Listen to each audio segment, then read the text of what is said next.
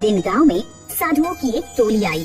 सुनो सुनो सुनो गाँव वालों, 8 से 7 दिन बाद अमावस्या है और उसके 15 दिन बाद पूर्णिमा। आने वाली अमावस्या और पूर्णिमा के बीच किसी दिन गांव में बारिश होगी और ये कोई साधारण बारिश नहीं है, ये जादुई बारिश है। जिन ईमानदार लोगों के ऊपर इस बारिश का पानी पड़ेगा उनका घर धन धान्य से भर जाएगा और जिन बेईमान लोगों पर ये वर्षा होगी उन्हें हैजा, मलेरिया, डायरिया जैसी बीमारियां हो जाएंगी। साधु की बात सुनते ही पूरे गांव में हड़कंप मच गया। सारे ईमानदार लोग खुशी से नाचने लगे और सभी बेईमान लोग डर के मारे कांपने लगे। गांव में कल्लू नाम का एक दुकान वाला रहता था। कल्लू की गांव में सबसे बड़ी दुकान थी। उसकी दुकान पर हर चीज मिल जाती थी, लेकिन कल्लू हर सामान महंगा बेचता था। भैया टूथपेस्ट देना। लो 115 रुपए, लेकिन इसमें तो 100 रुपए लिखे हैं। लेना हो तो लो वरना बाजार से ले आओ। बाजार जाने में किराया और समय खराब होता था, इसलिए मजबूरी में गांव के लोग कल्लू से ही सामान खरीद लेते थे। जब कल्लू को पता लगा कि गांव में जादुई बारिश होने वाली है जिसमें भीगने पर बेईमान लोगों को हैजा, मलेरिया जैसे रोग हो जाएंगे, तो कल्लू घबरा गया। वो भागता हुआ साधुओं की टोली के पास पहुंचा और बोला, साधु बाबा, अमावस्या और पूर्णिमा के बीच जादुई बारिश किस दिन होगी वो निश्चित दिन बता दीजिए। फिर उस दिन हम घर से बाहर नहीं निकलेंगे और बारिश से बच जाएंगे। निश्चित दिन किसी को भी नहीं पता बेटा। अमावस्या और पूर्णिमा के बीच किसी भी दिन बारिश हो सकती है और फिर तुम घर पर रहकर भी उस बारिश के पानी से बच नहीं पाओगे, क्योंकि बारिश इतनी तेज होगी कि घरों की छतें भी टपकेंगी। बाबा, बारिश से बचने का कोई उपाय तो होगा? जादुई बारिश से बचने का उपाय है जादुई छतरी। जादुई छतरी? हाँ, लेकिन ये छतरी मिलेगी कहाँ? तुम्हारे गांव के सबसे ऊंची वाली पहाड़ी पर एक ऋषि तपस्या कर रहा है, उसी के पास तुम्हें छतरी मिलेगी। कल्लू और गांव के कुछ और बेईमान लोग सारा काम धंधा छोड़कर ऊंची पहाड़ी की ओर निकल पड़े। तुम क्या करते हो भैया? मैं सरसों का तेल बेचता हूँ। एक बार जादुई छतरी मिल जाए तो ये घटिया बारिश की आफत टले, फिर मैं सरसों के तेल में और मिलावट करूँगा। ठीक कहा भाई, अब जब इतनी ऊंची पहाड़ी पर जाने तक की मेहनत कर रहे हैं तो इसकी पूरी कीमत भी तो वसूलेंगे। भयानक धूप पड़ने लगी। प्यास के मारे एक आदमी का गला सूखा जा रहा था। उसे एक गड्ढे में पानी दिखाई देता है। वो रहा पानी, वो गंदा पानी है, उसे मत पियो। थोड़ी दूरी पर नदी पड़ेगी, उसका पानी पी लेना। मुझसे इंतजार नहीं हो पाएगा। आदमी गड्ढे का पानी पी लेता है, उसे डायरिया हो जाता है। लैट्रिन करते करते मेरी हालत खराब हो गई है, मुझसे नहीं चला जाएगा। तुम लोग जाओ, मुझे गांव लौटना पड़ेगा। अब 2 ही लोग बचे थे। वे पहाड़ी पर चढ़ाई शुरू करते हैं। चढ़ाई करते करते उन्हें रात हो जाती है। हमें रात कहीं रुककर बिता लेनी चाहिए। रात में सफर करना ठीक नहीं, रास्ते में सांप बिच्छू कुछ भी हो सकता है। दोनों लोग एक पेड़ के नीचे रात बिताने के लिए आसरा लेते हैं।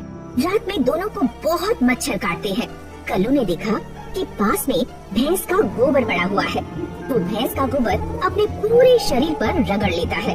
तुम भी गोबर अपने शरीर पर लगा लो, इससे कोई मच्छर नहीं काटेंगे। अरे मैं नहीं लगा रहा, एक रात की तो बात है बस। आदमी को पूरी रात मच्छरों ने काटा।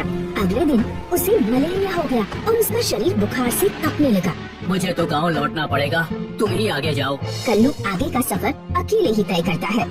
कई घंटे लगातार चढ़ते चढ़ते आखिरकार वो पहाड़ी की चोटी पर पहुंच जाता है। वह देखता है कि एक ऋषि तपस्या में लीन है। हे ऋषिवर, मेरे ऊपर कृपा करें, जादुई छतरी प्रदान कर जादुई बारिश से बचाएं। छतरी के लिए तुम्हें यहाँ तक की यात्रा करने की कोई जरूरत नहीं थी। बारिश बस प्रतीक है इस बात का कि जो भी जीवन में अनैतिक तरीके से कमाई करता है उससे उसी के अनुसार फिर फल भी भुगतना पड़ता है। जब भी हम कोई बुरा कर्म करते हैं तो हम अपने अंतर मन की आवाज को अनसुना करते हैं, फिर यही मन हमें समय समय पर बताता रहता है कि हमें अपने बुरे कर्मों का फल मिलेगा। इसी से भय पैदा होता है।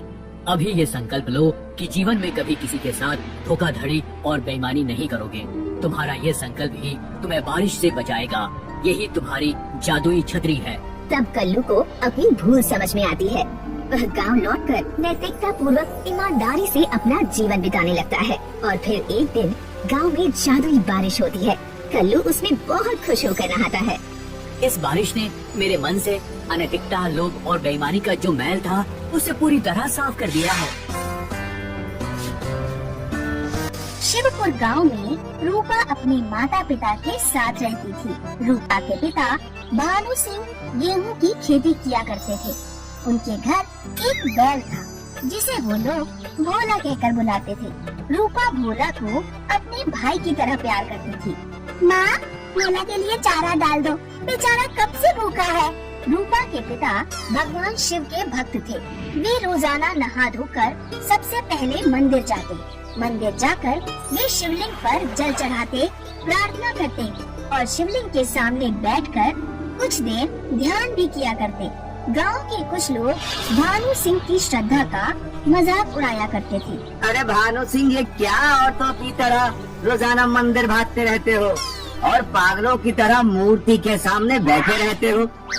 अरे हमारे साथ आओ, जुआ खेलो, बोतल पियो, कुछ मर्दों वाले काम करो। देखो धनु भाई, मैं मर्दों वाले काम किए बिना ही खुश हूँ। और रही बात पूजा पाठ की, तो मेरी भगवान शिव में बचपन से श्रद्धा है। यही श्रद्धा मुझे जिंदगी की चुनौतियों का सामना करने की शक्ति देती है। धनुराम को भगवान के प्रति भानु की अगाध श्रद्धा देखकर बहुत जलन होती थी।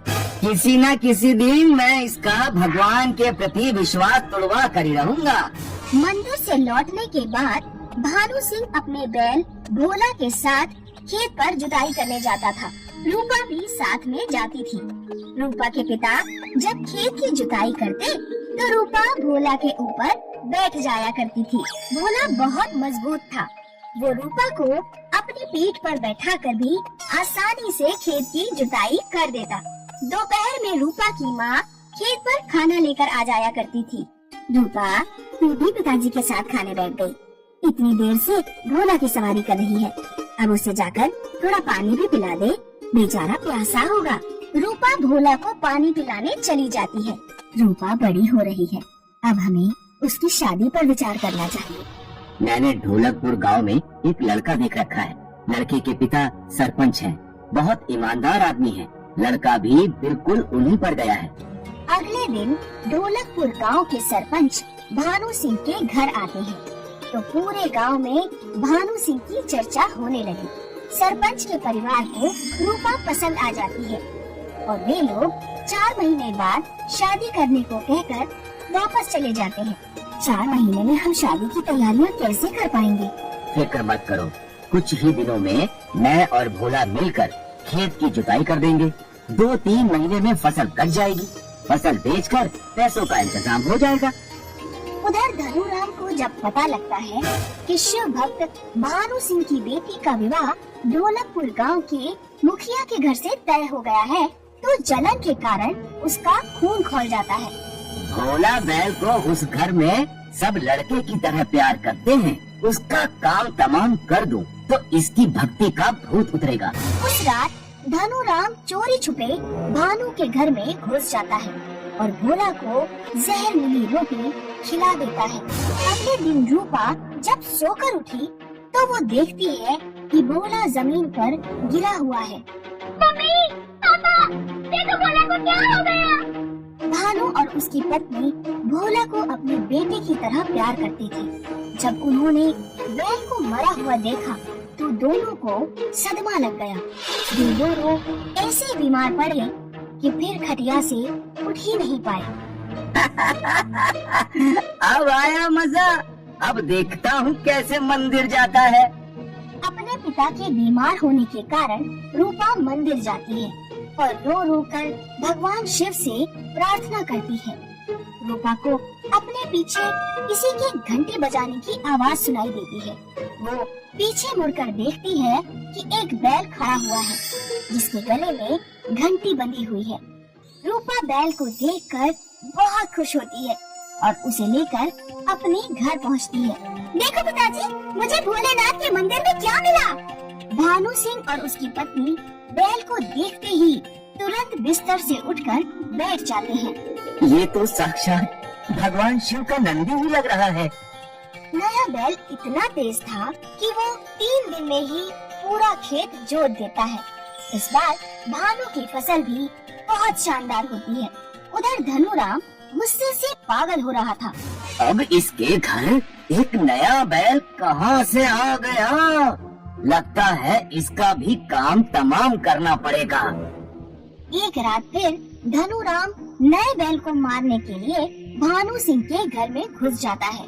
बैल जैसे ही देखता है कि कोई अनजान आदमी उसके पास आ रहा है, वो तुरंत अपनी गर्दन हिलाकर घंटी बजा देता है। सोनिया वहाँ आ जाती है और धनुराम को पकड़कर उसकी खूब धुनाई करती है। पूरा गांव इकट्ठा हो जाता है। मुझे माफ कर दो भानु, भगवान के प्रति तुम्हारी श्रद्धा देखकर मैं ईर्ष्या से पागल हो गया था। तुम्हारे भोला को मैंने ही मारा था, लेकिन अब मैंने अपने कर्मों का फल भुगत लिया। मैं समझ गया कि मेरे बुरा चाहने से किसी का बुरा नहीं हो सकता, होता वही है जो भगवान चाहता है। इस बार मैं तुझे माफ कर देता हूँ, लेकिन ऐसी गलती दोबारा मत करना। तुम्हारा दिल बहुत बड़ा है भानु सिंह। धनु सिंह सुधर जाता है। कुछ महीनों बाद रूपा के माता पिता पूरे धूमधाम से रूपा की शादी कर